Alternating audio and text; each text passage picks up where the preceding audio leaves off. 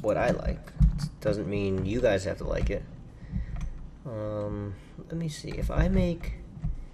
Can I make stairs? Can I make stairs going down that way?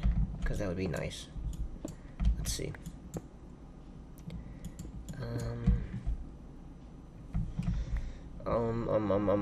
Gotta get stairs out. I keep getting sidetracked and it's annoying me. Very, very, very, very badly. Yeah.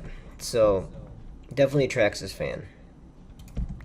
But I love HPI. I love Team Associated.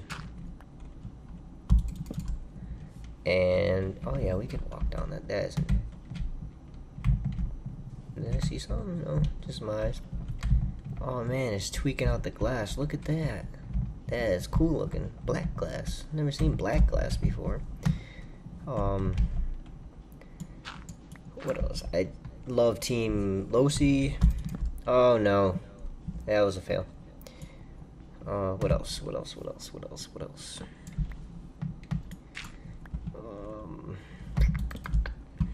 There's just tons and tons of things that I love. Let's see, since I made that a base, I could do that. Yes, we can.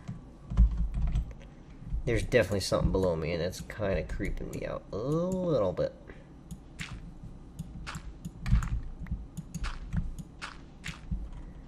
Alright, so let's get these stairs rolling. Alright, so we got stairs.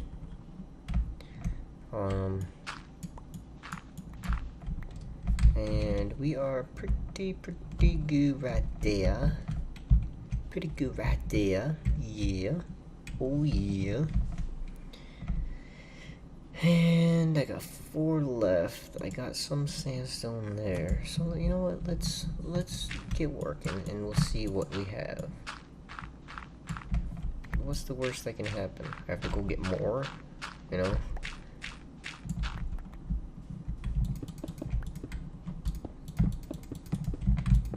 But my first RC car was a HPI RS4 that I bought used off. Actually, no. You know what? My first one was a what's their name? It was a little 16th scale Nitro. Sportworks Chaos, and I had such a freaking horrific time with it. You guys thought I was gonna say something good. I hated that thing. Didn't really understand Nitro. Just saw my girlfriend at the time, which is now my wife.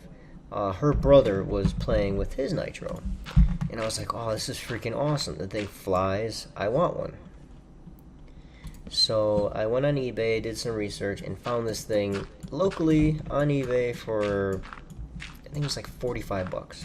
It's like, oh, this is a great deal, because normal RCs are $300 or so, roughly, for, you know, an entry-level kit.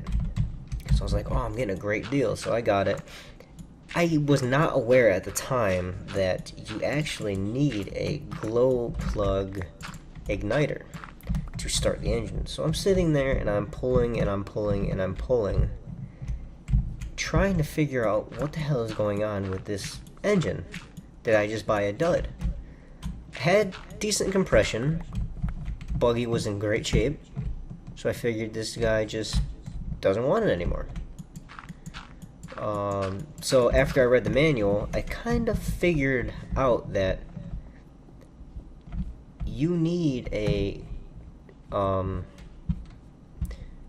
me just do this for a second. You need a glow plug igniter. And I was like, what the hell is a glow plug igniter? You know, I have no clue what this is. So come to find out, it is a, it's like a, it's 1.2 to 1.5 volts to ignite the glow plug. And what it is like a, it's just a way to hook up a battery to this glow plug. So the top part of the glow plug is the positive side, and then you ground it to any part of the engine because the rest of the glow plug is made out of metal.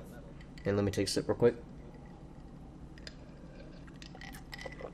And what happens is when the current passes through, it ignites the glow plug. And it's different from your weed whacker and gasoline engines in respect that you can actually take the igniter off that's powering it, and it self-powers itself. So it's sort of like a diesel engine, and it basically stays running because of the compression cycle that keeps the glow plug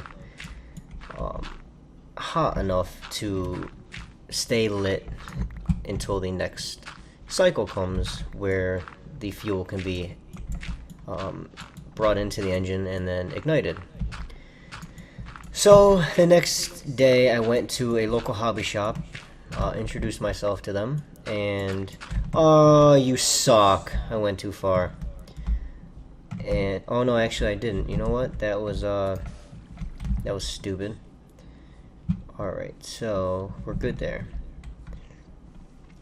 I got myself a glow plug igniter and I already had fuel, and went out and played with it for a little bit, and I loved it.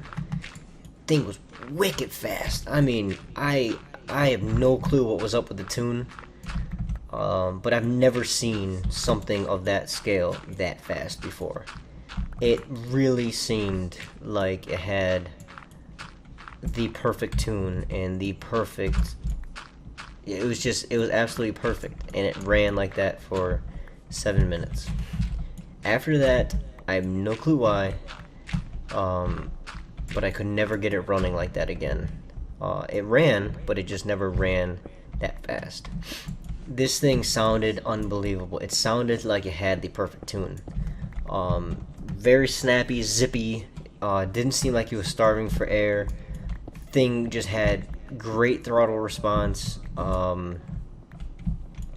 It was just awesome. And after, let me see, we'll put them up there. Then after that, I was like, you know what, I want something a little bigger. So I was at, do we have Sandstone? Yes. I was at, she was still my girlfriend at the time, her parents' house. And her brother was like, you know, you should get a car so we can play. And I was like, yeah, that's pretty cool. So went on eBay again, and I picked up a HPI RS4 on-road car. It was used. It got shipped to me a week later. Fired it up, ran good, but wasn't really that fast. That car, it was the older model, like the first generation of the RS4 that came out. So it was like 20 miles per hour or so, 25. And I was leaving it rich. The engine definitely had some use to it. But, so this is a little storage room that we'll have down here. I'll make some chests real quick. But, it ran good. So I brought it to her parents' house to show her brother. Got it running, and we're driving around the parking lot, or his driveway, which is pretty big. And I crashed into the side of her brother's truck, right into the tire, and broke the front, what was it, front right or front left suspension A-arm. So I was like, shit, now I'm out of luck. Where should we'll put this here like this. So he was like, oh man, you know, we really gotta do something. So I was like, well, can't really do anything right now, but I do have some money, so, but I don't have it on me. So I asked my girlfriend for $300 to go to the hobby store and pick up a brand new one.